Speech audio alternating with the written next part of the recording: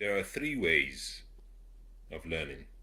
You can learn what, you can learn why, and you can learn how. Three basic but very important ways of learning. And what I want to talk about is why every child and why every person and why every adult has to be taught how to learn. And in this specific reference, I'm talking about really thinking. Everyone has to be taught how to think, why to think, and what to think. I say this simply because I can look back my life and my childhood growing up, but I wasn't necessarily taught specifically in these three ways. Most of us were told what to do. We're not really told how. Some of us are actually told how. Some are rarely taught why. And in the next few minutes, very short session I have with you, I want to share with you something that I think will be of use, particularly to those who have younger siblings and to those who have young kids, to those who have nephews or nieces or cousins, whatever you want to call that, to those who have other people that they care about and they love.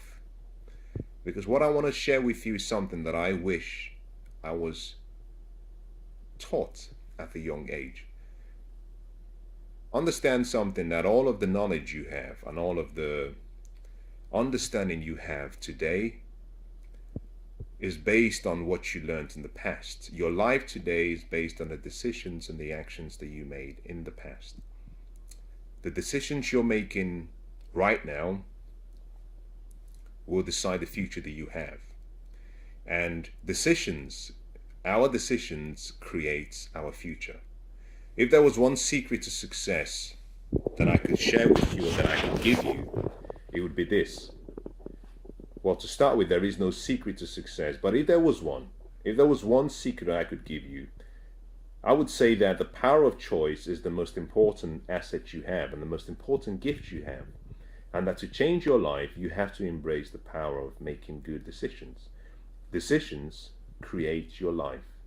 Your decisions are sculpturing your destiny. But to make good decisions, you have to be taught. To be able to make good decisions, you have to be able to think well. So the three things I want to talk about is why, how, and what to think. And this is something that you should do on a daily basis. Now let's start with why. Why is it important to teach people or teach yourself why to think? It's important simply because the secret to life and living well is hidden in questions. Thinking is simply the process of asking yourself questions. There's nothing complicated about thinking. When you're thinking, you are asking yourself questions. You're doing that silently. It's a way of communicating with your inner self. But that communication process is a questioning process. So you want to learn why you should think, and you want to teach younger people why it's important to think, because until you develop the ability to think, you will not be able to ask the right questions. And the quality of your life is hidden in the quality of the questions that you ask on a daily basis. You have to ask yourself the right questions. All of the secrets to life, all of the secrets to living well, all of the secrets to any future you want is hidden in a question. So you learn why to think so that you know what to think about and how to think. And I'll talk about those two next. The why is always important because why gives purpose. Why deals with reason. And once you have an understanding about the why, the what and the how becomes very easy. Why gives what and how meaning. If you know the why for anything, you can achieve any how. I'll say that again. If you know the why for anything, you can achieve the how.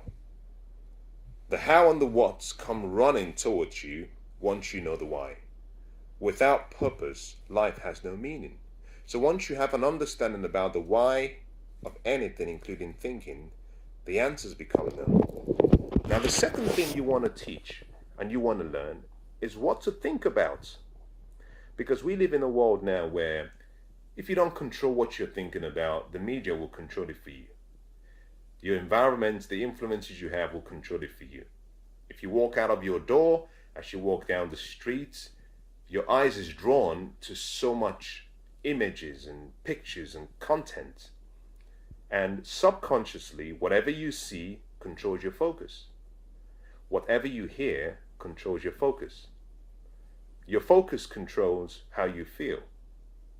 How you feel controls what you do. What you do, if repeated, will develop into what we call the activities that you engage in, and through repetition, they become habits.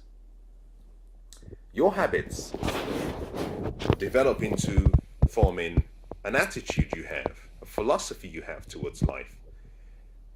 And that forms and fashions your character. And once your character is formed, which is who you are, that decides your destiny, because your results will come from what you do, which is based on your character. So I explained that chronology for one specific reason, so that you understand that how you think is much more powerful than you may have been given a lot of credit for.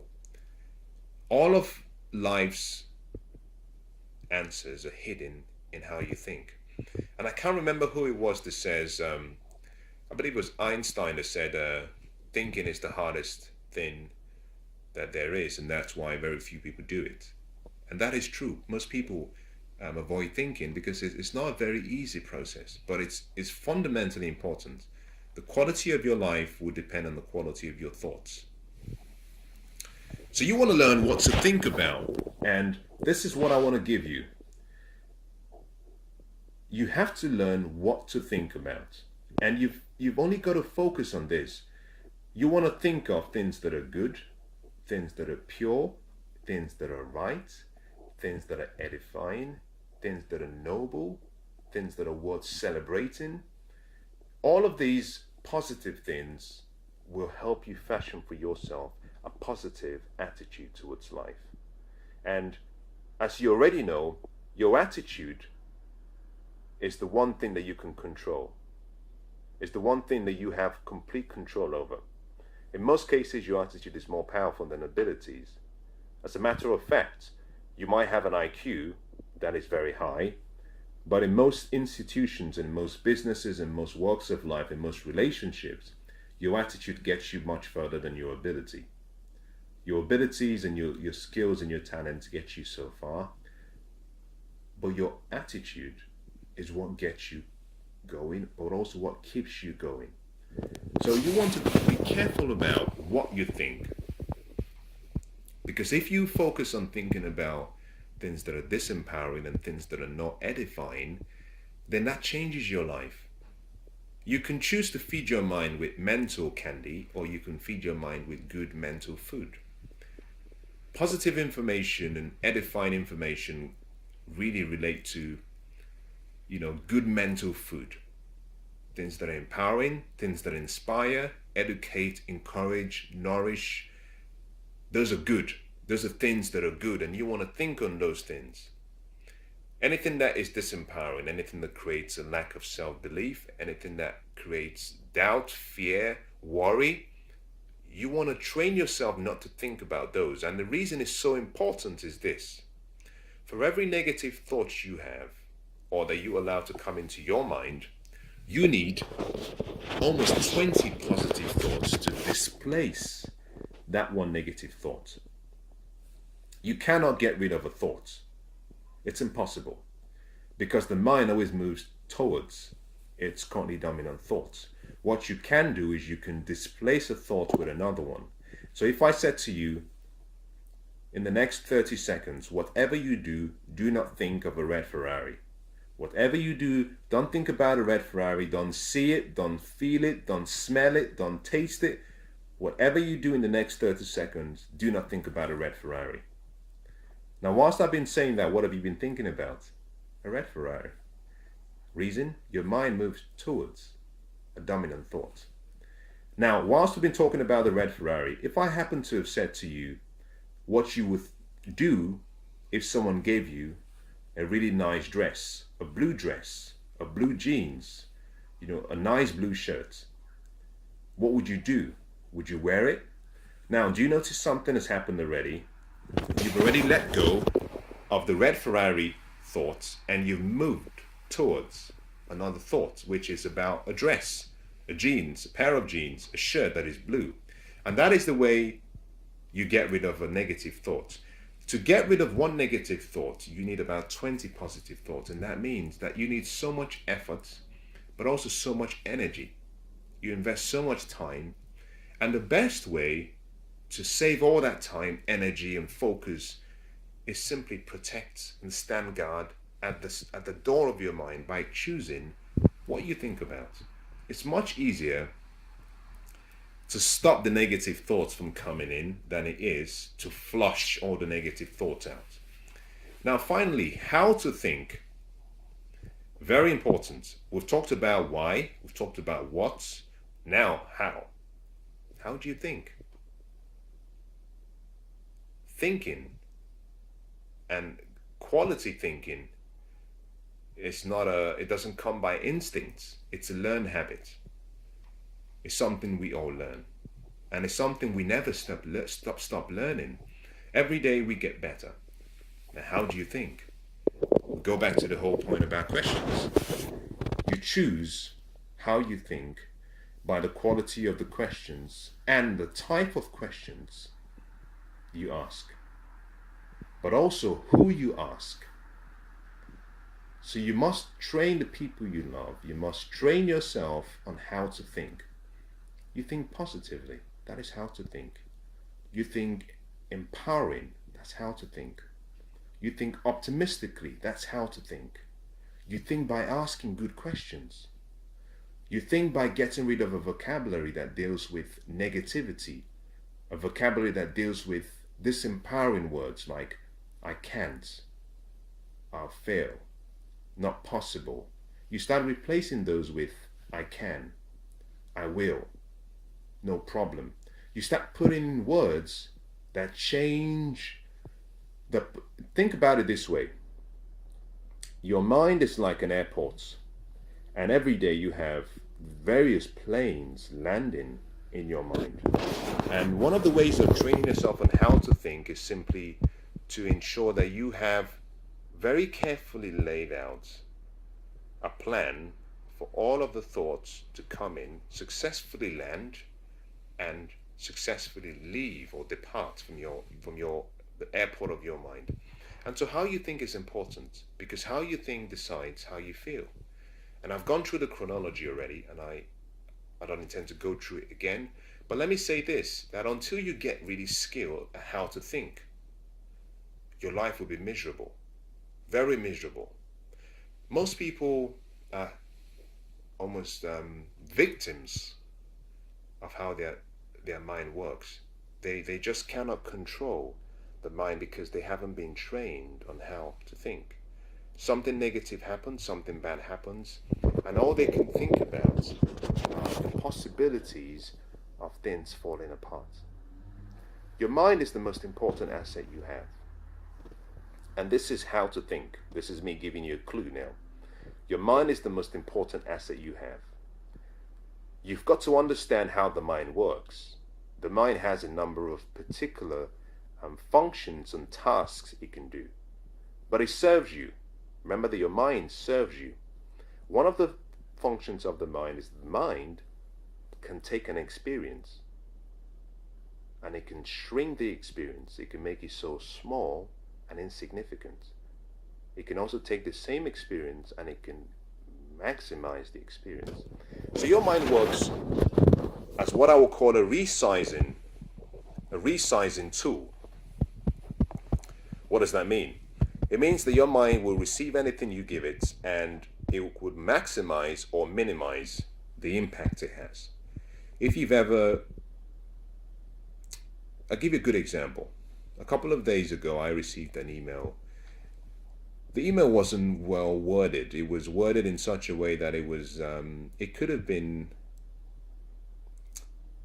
I think it could have been a little bit more sympathetic. It was addressed in a disrespectful way, in my opinion. In my opinion.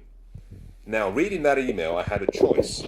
I could either allow my mind to do what it wants to do, which normally would be it takes the email and it replays that and replays it and replays it, and I get worried and I get upset and I get angry, and for a day or two, all I can think about is that email.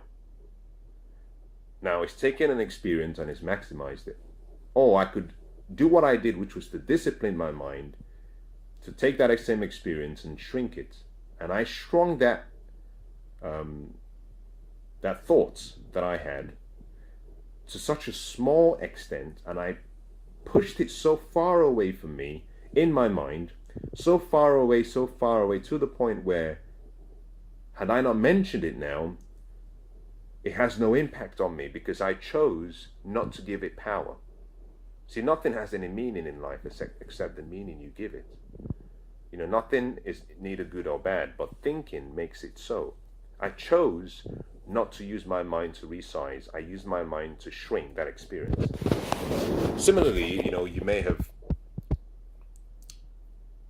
been going through a difficult situation, and if you want to try using the mind for some resizing experience, I'll just say to you, why don't you try recalling, remembering something good you've done, remember something, a happy experience, a happy occasion you've been in the past, and close your eyes and just and bring that picture back to you, bring it as close as you can, make that picture bigger, make it brighter.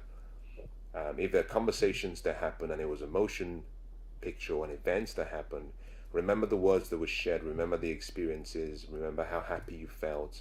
You notice just by me saying all these things, you're already thinking about something and it starts to make you feel good. In the same way, what you've simply done is you've taken something that happened in the past and you've maximized it. The mind has resized it. So that's the first function of the mind, the resizing tool. The second is actually the mind works as a memory. It stores all of your experiences, good, bad, or ugly. Good, bad, or ugly. And except you feed in the mind regularly with good, positive, empowering information, the mind has no option but to go back to the past because the mind needs pictures. The mind functions with pictures, and that's the reason why as you walk down the streets, the mind is looking for things, your eyes is picturing things. So you've got to be very disciplined on how the mind should think. This is the how, where you control what the mind thinks about. If you don't, the mind will go back to your past and it will pull out a picture, a motion picture, a still picture of your past.